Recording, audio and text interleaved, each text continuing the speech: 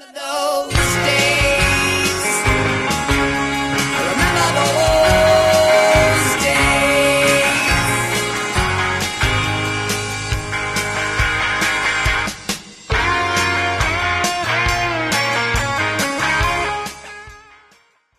Hello, Vinyl community. This is Tommy, and welcome to another musical adventure. Today's adventure is a discussion, and I want you guys to get involved with this discussion. Some of these are real hit or miss for me, and I want as many of you who have thoughts about this to get involved. So I'm going to go ahead and start the video with the way I usually end the video by saying like, subscribe, and comment. Make a video response. If you do a video response, put it down there in the comments. Put the link down there, and I'll try to get to it. I try to respond to all of the comments that I get, and particularly if you do any video responses, I'll definitely check those out.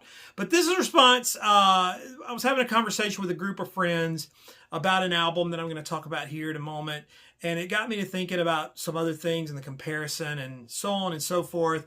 And we're going to go down this little rabbit hole of sorts, this stream of conscious thought sort of thing as I'm thinking. But these are two albums that were released in the same year, and want to talk about the albums as well as where they fit in the artist's catalog, in addition to just where they are as an album. And like I said, we'll discuss it as we go and talk about it. But I kind of want to give a setup of what we're going at here, or what I'm trying to go for. Because these are two artists that date back to their origins in the 60s. They are still alive. They're still releasing music. They're still touring. And so all those things apply. And so, you know, like I said, we'll talk about it as we go. And again, if you have any thoughts, comment down there. But the first album, and I spun this album just recently, last night, I gave it a spin. Rough and Rowdy Ways. This is Bob Dylan's last sort of original studio album, or album of original studio material. This was released in June of 2020. So the album is 5 years old. And, you know, we were talking about, this is an album that for me, and I mean, those of you who watch the channel regularly, you know that I'm a big fan of Dylan's, that I like, particularly Bob's more contemporary stuff. I like the later Bob Dylan stuff. And this album's no exception.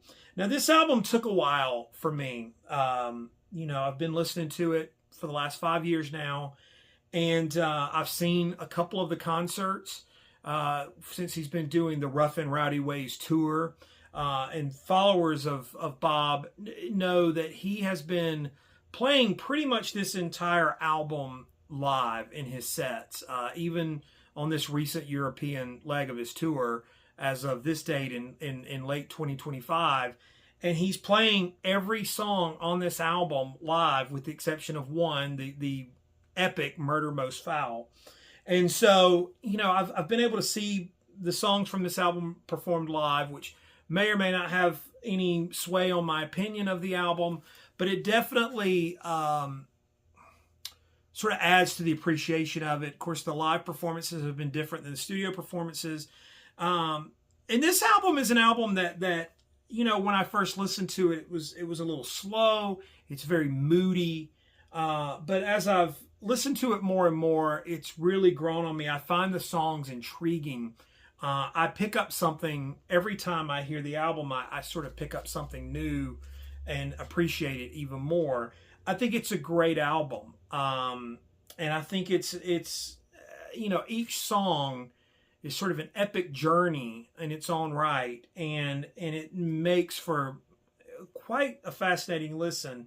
Again, these songs are subtle. There's some Dylan albums where the songs really just kind of go up, they knock you in the face, and I mean, they let you know right off the bat, hey, this is Bob Dylan, great artist, great songwriter. It is what it is. But Rough and Rowdy Ways is a little more subtle about it, but it's got some real gems here. And like I said, it's an interesting album. Like I said, it's a little more moody, a little more low key, if you will, but it's definitely a great record to me. And so one of the questions that was asked was, where does this fit in the catalog? And that got me thinking about something like even more probably large picture with Dylan with such an extensive catalog and so many songs and so many albums. My response is, well, yeah, it fits under 2020 is where it fits. One of the reasons you don't see me ranking albums and songs on this channel a lot is because I can't do it. Now, I'm not saying that those of you who do, more power to you, but I can't do it. And I'll use the Beatles as an example. Like, are there Beatles albums I like more than others? Yes, but I can't really compare with the Beatles to Sgt. Pepper, for example. I like both of those albums differently. I probably would lean more towards Sgt. Pepper just as an album than with the Beatles, but they're all great albums. I enjoy them all. But to assign a number or a ranking to it is just impossible for me. And I feel the same way about Dylan. It's just hard for me to think. I can't compare this to Blonde on Blonde. I can't even compare it to Love and Theft. To me, it's something to be enjoyed in its own right. And yeah, I mean, there are some Dylan albums that I would absolutely say are just not good. I dare say that they're bad albums. But at the same time, for the most part, I try to enjoy them on their own, take them on their own terms. And so it's the old, comparing apples to oranges. The same thing here. And the same thing with this discussion. Now, again, Dylan's playing pretty much all of this album in its entirety on tour. If you go see Bob, he's playing the Rough and Rowdy Ways. Now, he did, the Rough and Rowdy Ways tour, which technically ended a couple of years ago, but he's still out there doing it now. If you saw him on the recent Outlaw music tour with Willie Nelson, the Outlaw Festival, he changed the setup and he was playing more sort of the hits because it's a package. So I don't think it's a matter of him being just like set in that one set and that I'm just going to do this, because I think Dylan has the ability to play just about any song that he wants to from any period and pull it off successfully, which is a very unique thing. I think this is what Dylan wants to do at this moment in his career. And if you know anything about Dylan, I think there's two things. Dylan, A, doesn't care. I think he's one of the few artists that I truly can say he just doesn't care. And two, you're never going to figure him out. He does what he does because he's Bob Dylan. That's what he wants to do. So the other one that I wanted to bring into this conversation, two artists, two albums, is Paul McCartney. Now, here's the thing. I can't compare Bob Dylan to Paul McCartney, but McCartney 3, this is Paul McCartney 3, the third sort of do-it-yourself album that McCartney did. This was released in December of 2020. So both of these albums have reached a 5-year mark. This one not quite, but almost there. But they both came out in 2020. I'm not going to remind you guys what all was going on in 2020. But McCartney went in and made this album that I also think is quite a good album. It's I won't say it's remarkable, but I think it's a very good album, and I've enjoyed this McCartney album in particular. One of McCartney's sort of greatest sins, if you will, as an artist is I think McCartney is very much a people pleaser. And he's always sort of, to me, trying to bend to trends, whatever he thinks is going to cool and to appeal to people. There's nothing wrong with that. I think any commercial artist, that's exactly what you want to do. You want people to like what you're doing, which is the exact opposite of Dylan. Dylan doesn't care. He's just going to do what he wants to do. But one of the things I like about this album is that McCartney is not, to me, I think he's a little more uninhibited. And the same reason with the other two McCartney albums, McCartney and McCartney 2, is that he's sort of just willing to try things. He's a little more loose. And so he seems to be having a good time. I enjoy that. Now, with McCartney, you talk about the quality of the songs, production, everything that goes with that. But my thing about McCartney 3, what makes it an enjoyable album, is that I feel like he's really just being himself. It sounds very genuine. Now, here's the thing. 5 years later, McCartney is also touring. McCartney is still out there on the road.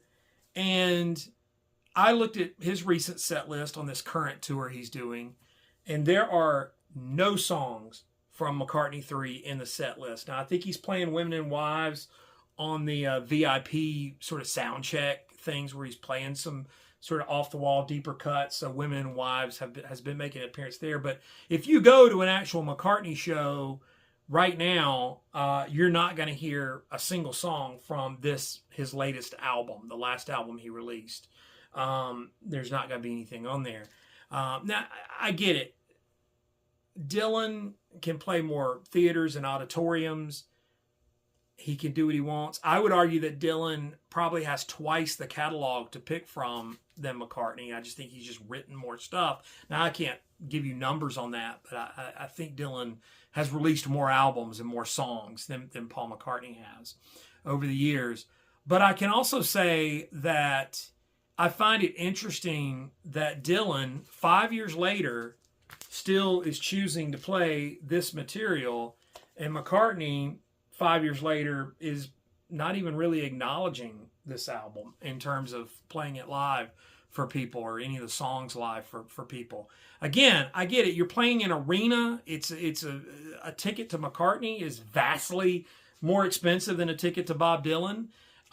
In that, when you go to a McCartney show, an arena show, especially if you've never seen McCartney, you expect to hear "Hey Jude." You expect to hear those massive songs that you'd be disappointed if he doesn't play it. People are always like, man, McCartney's played this song or that song in his sets for years and years and years. My thing is this: if you go see a McCartney show, and especially if you've never seen him, if you're a fan of the Beatles, if you're a fan of Wings, you're not going to leave there disappointed. Now, he does throw in a couple of deep cuts. I think he's playing "Letting Go" on this tour, which is interesting. So he's not just out there playing hit after hit after hit, but he is playing. He's going to play those crowd pleasing songs. Your Band on the Run's, "Live and Let Die." That stuff is showing up in his sets. Whereas Dylan is more likely to play anything. He does sprinkle a few older songs in his set with the Rough and Rowdy Ways set that has pretty much been pretty static for the last few years since he's been doing this tour. But I find it interesting that he still wants to play that material. That's the show he wants to present to people. When you go see him, and some people are disappointed. I've talked to people that go see Dylan, and they're like, that's not what I wanted him to play. I wanted him to play, Highway 61 and like a Rolling Stone and Blowing in the Wind. And it's just not. He's not going to do that. He just doesn't. And so again, I would tell anyone that's never seen Dylan before to proceed with caution, because go in with your expectations. I won't say lowered, but when he does play those songs, they don't sound like the record. All those things you hear about Dylan, all those criticisms. So yeah, two very different artists in different types of everything. So you can't compare, to me, McCartney to Dylan, other than the fact here are two artists that are late period artists that have released two different albums in 2020. And where these albums fit. Where does McCartney 3 fit in this catalog? It fits under 2020. I can't compare McCartney 3 to Band on the Run. Just can't do it. But again, when I play it, I enjoy it, and I see what he's doing. So there, I just want to talk about two 2020 albums, 5 years on, and get your thoughts on it. If anything, what do you think about each of these albums? If you don't care for Dylan, fine. If you don't care for McCartney, fine. But how do you feel about it? And what does it say that they're playing what they're playing live in front of people? That here we are, Dylan still is playing that material. Now, I'm understanding McCartney's doing a new studio album that's probably due in the next year or so. That wouldn't surprise me. I don't think Dylan's done releasing albums. I don't think that is his last album. I think Dylan's just one of those people, as long as he's able, he's going to be doing something. So I think we haven't seen the end of Dylan. I don't think we've seen the end of his touring. I do think if Dylan does decide to stop touring, there won't be an announcement. He'll just go home and there won't be any more tours. I just think that's the way he's going to do it. I don't think he's going to do like those AI generated last ride things. I just don't see that happening. That this is it. I'm calling it a day. Come see me now or else. But what do you guys think? Let me know. Comment. Do a video response if you feel inclined to do so. And if you're somebody that has never seen my channel before and you're just seeing it for the first time, share the video, get the word out there on it. You think somebody may want to respond. If you yourself don't want to do it, put your own idea or share it with somebody who might. And I look forward to seeing what you have to say. And so there you go. McCartney, Dylan, 2 artists, 2020 albums, very different. Still touring, still playing. Let's talk about it. Whatever you want to say. I said a whole lot without saying a whole lot. So that's just the way it is. Hey, thanks for watching the video. We'll see you next time.